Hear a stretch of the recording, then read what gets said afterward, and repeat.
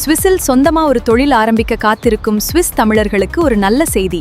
City move mobility நிறுவனம் மூலம் நீங்கள் டிஜிட்டல் கார் ரெண்டல் பிசினஸ்க்கு சொந்தக்காரராக மாறலாம். இனிமேல் நீங்களும் ஒரு நிறுவனத்தின் சொந்தக்காரர்தான்.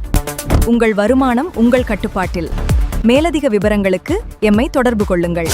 சிட்டி மூவ் மொபிலிட்டி, உங்கள் நம்பகமான கூட்டாளர்.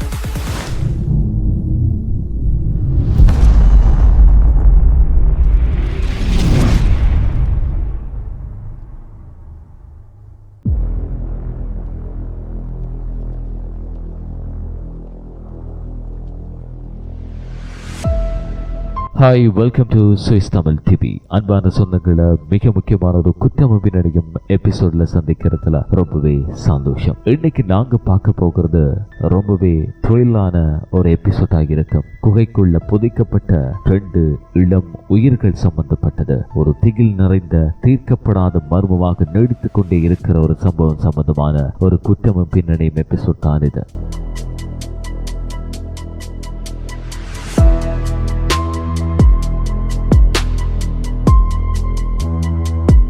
கிறிஸ்டல் கேவ் படுகொலைகள் 1982. ஒரு திகில் நிறைந்த தீர்க்கப்படாத மர்மம் நீடித்துக் கொண்டே இருக்கிறது. 1982 சுவிட்சர்லாந்து. அழகிய பச்சை மலைகள், அமைதியான கிராமங்கள், பயமில்லாத வாழ்க்கை. இங்கு பெற்றோர்கள் தங்கள் குழந்தைகளை தனியாக சைக்கிள் பயணத்துக்கு அனுப்புவார்கள். இது சுவிட்சர்லாந்து, இங்கே எதுவும் நடக்காது அப்படின்னு நம்பினார்கள். ஆனால் ஒரு கோடை வார இறுதியில் 2 டீனேஜ் பெண்கள் ஒரு சாதாரண சுற்றுலாவுக்கு கிளம்பினார்கள். அவர்கள் நினைத்தது அது மாத்திரமே. ஆனால் அந்த பயணம் அவர்களை மரணத்தின் குகைக்குள் இழுத்துச் சென்றது.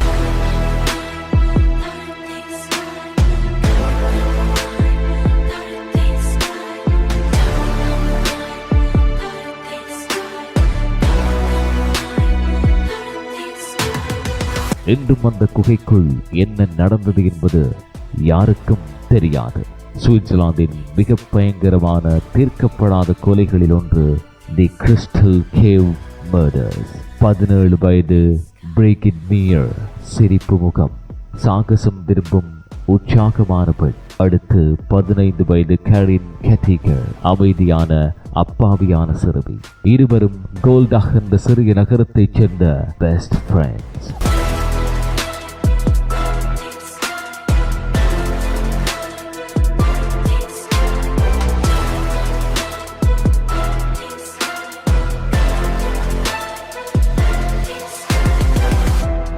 July 29, 1982 summer holidays. 3 நாட்கள் சைக்கிள் டூர். அப்பென்செல்லலாண்டை சுற்றி பார்க்கலாம் என்று பிளான். மலைகள், காடுகள், இயற்கை, ஃப்ரீடமின் முழு சுவை. அது அவர்களின் வாழ்க்கையில் கடைசி மகிழ்ச்சியான பயணமாக மாறும் என அவர்கள் அறிந்திருக்கவில்லை.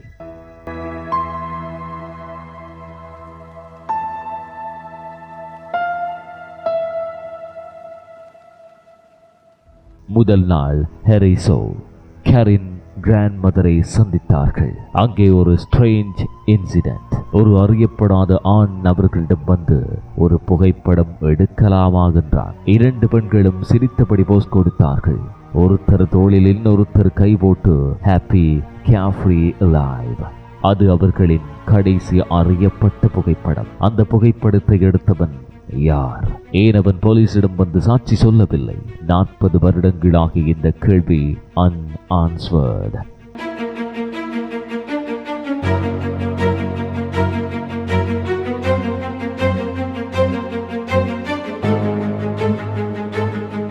ஜூலை 31 வீட்டுக்கு திரும்ப வேண்டிய நாள்.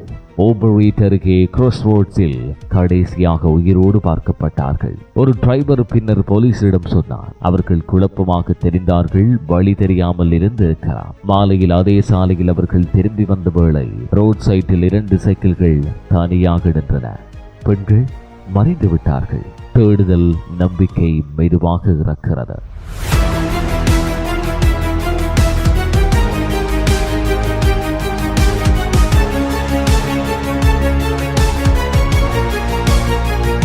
பெற்றோர்கள் பீதியடைந்தார்கள். போலீஸ் தகவல்.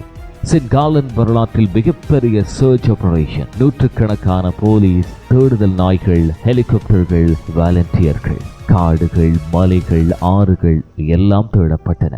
ஒரு க்ளூ கூட இல்லை. நாட்களாயின, வாரங்களாயின. நம்பிக்கை மெதுவாக இறந்தது.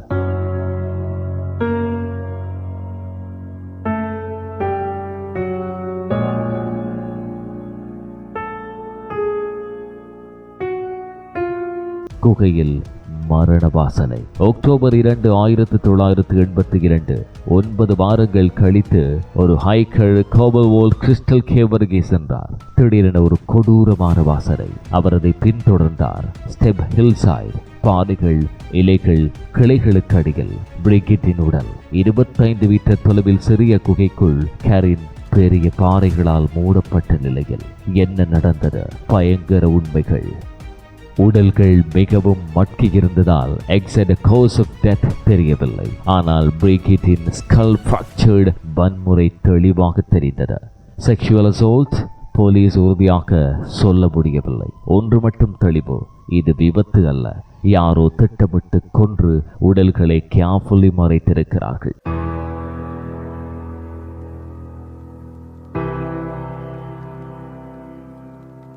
முன்னூறு கிலோவுக்கு மேல் பாறைகள் நகர்த்தப்பட்டிருந்தன.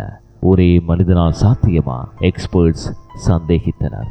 சந்தேக நபர்கள் நிழல்கள். கிறிஸ்டல் கேவ் கேர்டேக்கர்ஸ், ஒரு ஆர்கிடெக்ட், நோன் செக்ஷுவல் அஃபெண்டர், அந்த மர்மமான போட்டோகிராஃபர், ஒரு witness, grey Mercedes car, damaged side. ஒருவேளை ஆக்சிடென்டில் கிட் செய்து பேனிக்கில் உடல்களை மறைத்திருக்கலாம். ஆனால் எவிடன்ஸ் இல்லை.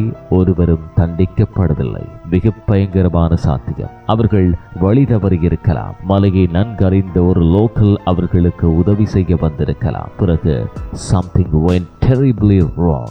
ஒரு நல்ல மனிதனின் முகத்துக்கு பின்னால் மறைந்திருந்த மிருகம். முடிவு இன்னும் உயிரோடு இருக்கும் மர்மம். 40 வருடங்களுக்கு மேலாகிவிட்டது. கிறிஸ்டல் கேவ் மர்டர்ஸ் இன்னும் அன்சோல்ட். கொலையாளி இன்னும் சுதந்திரமாக இருக்கலாம். பிரிகிட் மற்றும் கேரின் ஒரு எளிய சம்மர் பைசிக்கிள் ட்ரிப்புக்கு கிளம்பினார்கள். ஆனால் திரும்பவே இல்லை. இன்றும் கோபல்வோல்ட் அருகே உள்ள லோக்கல் சொல்வார்கள், அந்த கேஸ் பற்றி பேசும்போது இப்போதும் உடம்பு நடுங்குகிறது. சில மர்மங்கள் நேரம் கடந்தாலும் இறக்காது. இந்த கதை உண்மை சம்பவங்களை அடிப்படையாக கொண்டது.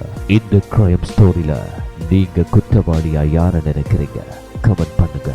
மற்றொரு எபிசோட்ல சந்திக்கலாம். பாய்.